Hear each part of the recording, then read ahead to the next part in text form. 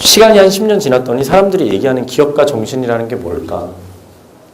결국에는 철학이더라고요, 철학. 내가 왜 사업을 해야 되나? 저는 아까 고등학교 때 되게 부끄럽게 시간당 100만 원 버는 게 사업인 줄 알았는데 사업을 계속 하다 보니까 철학이 생겨요. 내가 이 사업을 왜 하는 건가? 내가 이 사업을 하면 세상이 어떻게 변하나? 스티브 잡스가 얘기했죠, 애플. 맨날 스티브 잡스가 죽기 전에 빌 게이츠 비꼴 때 그런 얘기 했잖아요. 빌 게이츠 가리키면서 무덤 속에 앉아있는 부자 따윈 관심 없다. 단지 아침에 눈을 떴을 때 내가 세상을 얼마나 많이 바꾸었는가를 기대할 뿐이다. 그런 얘기 스티브 잡스가 맨날 얘기했거든요. 돈이 먼저가 아니다. 애플이라는 회사가 세상을 바꾸는 것이다. 그죠? 실제로 아이폰을 만들고, 그죠? 아이폰이 편해지면서 구글이 급하게 안드로이드를 만들고, 구글의 안드로이드를 통해서 여러분들이 갤럭시를 쓰고, 그런 갤럭시 같은 핸드폰, 베가 같은 핸드폰에서 카카오톡으로 이야기를 나누고, 세상이 훨씬 편해졌잖아요.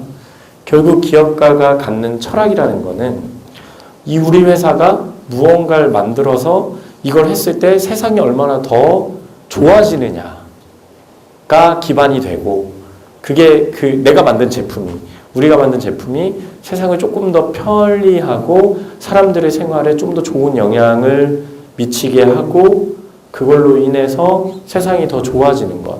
그게 기업가의 철학이더라고요. 그리고 그 기업가의 철학을 결국 기업가의 정신이라고 부르더라고요. 그게 없으면요, 그냥 내가 이거 만들어서 돈 많이 벌면 좋겠다. 아, 내가 아이폰 앱 하나 뚝딱뚝딱 만들어서 99센트에 게임 하나 만들어서 아싸 한 달에 1,000만 원 벌면 땡큐 이렇게 올리면 실패하죠. 왜? 사업은 다 실패해요. 그런데 기업가 철학을 갖고 게임을 만든다고 성공할까요? 실패하면 다 똑같이. 근데 철학이 있고 내가 이걸 해서 세상이 어떻게 바뀔 거다라는 정신과 철학이 있으면 한 번 실패해도 또 해요. 왜냐면 언젠간 될 거니까.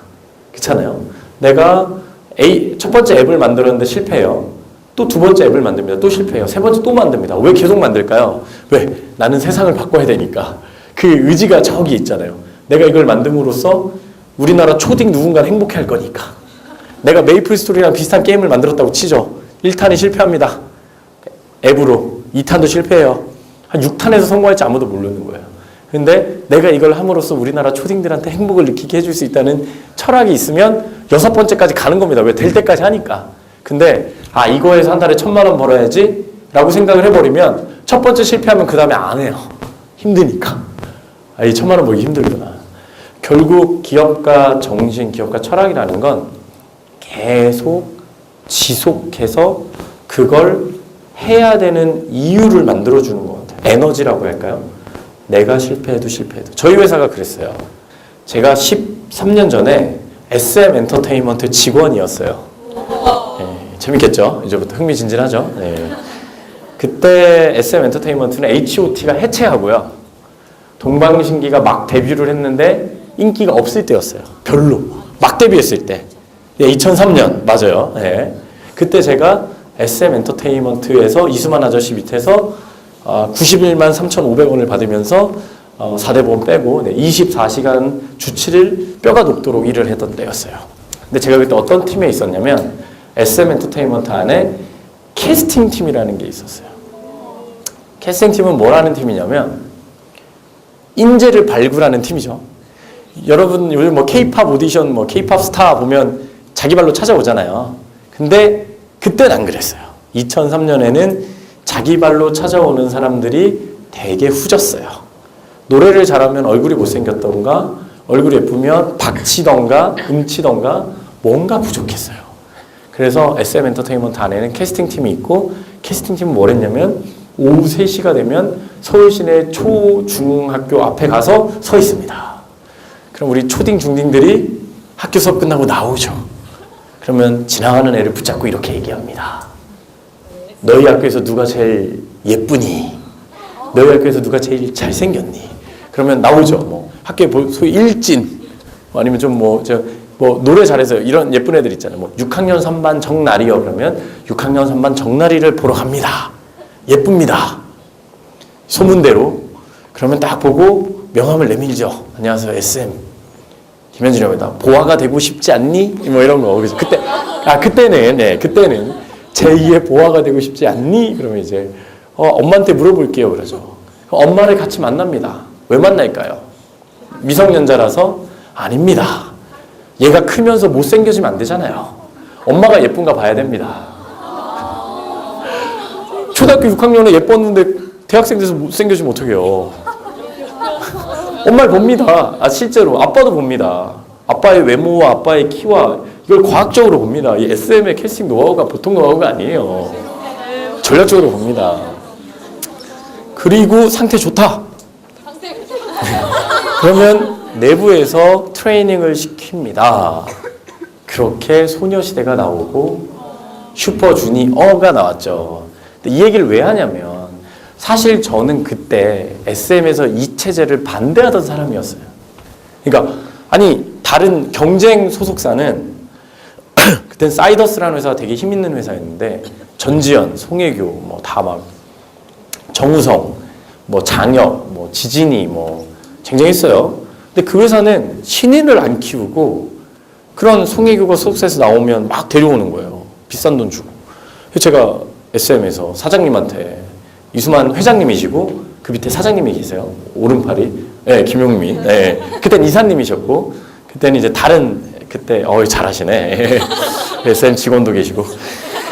그래서 이렇게 우리는 언제까지 이렇게 신인한테 위험을 끌어안고 투자를 합니까? 저 회사처럼 이미 유명한 애들을 좀 데려옵시다.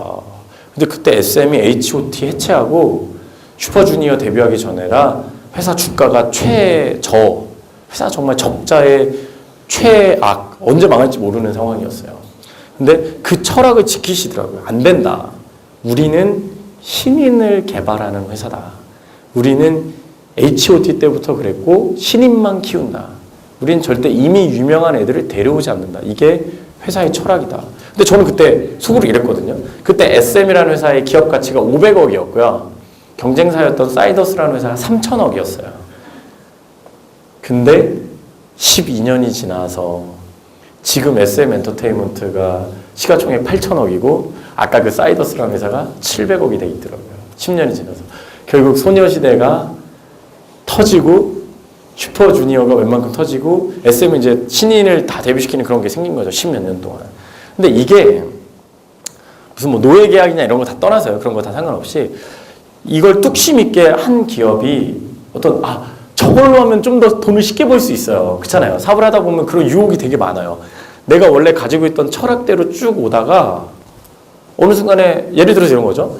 사이다를 만들어서 팔다가 돈을 막 버는데 왠지 콜라도 만들면 돈을 벌 것 같아. 그래서 콜라에 손을 댑니다. 그럼 망해요. 그럼 다시 사이다에 집중을 해야 되는데 그런 걸 잘 못해요. 뭔가의 철학에 우리는 이걸 제일 잘하는 사람들이야라는 거를 지속하는 게 되게 힘들어요. 뚝심 있게. 근데 결국 그거를 쭉 해나가더라고요. 그래서 10년이 지났더니 역전이 됩니다. 이 얘기를 왜 해드렸냐면 이해하기 쉽게 해드리려고 IT 얘기를 안 하고 좀 편안한 얘기를 묘사를 바꾼 건데 결국에 이 기업가 정신 철학이라는 거를 한 줄로 쭉 이어가면 여러분들이 최초의 사업을 할 때 갖는 그 마음 있죠. 근데 그 마음을 잘 정해야 돼요. 당연히 한마디로 요약하면 첫째, 돈만 보고 사업을 시작하면 안 된다. 100% 실패합니다. 왜? 돈만 보고 사업을 안 해도 꿈만 보고 사업을 해도 실패하기 때문에.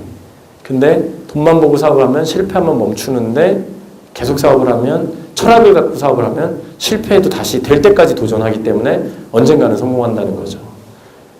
두 번째, 처음 가졌던 그 목표.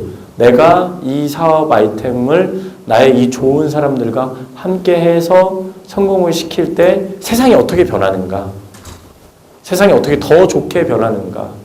여기에 대한 생각을 되게 명확하게 해야 됩니다. 그게 변하면 기업은 언젠가 망합니다. 마지막 세 번째, 기업은 사장님은 특히 사장님들은 여기 미래의 사장님들이시니까 항상 세상의 변화에 민감해야 됩니다. 세상은 쉬지 않고 변합니다.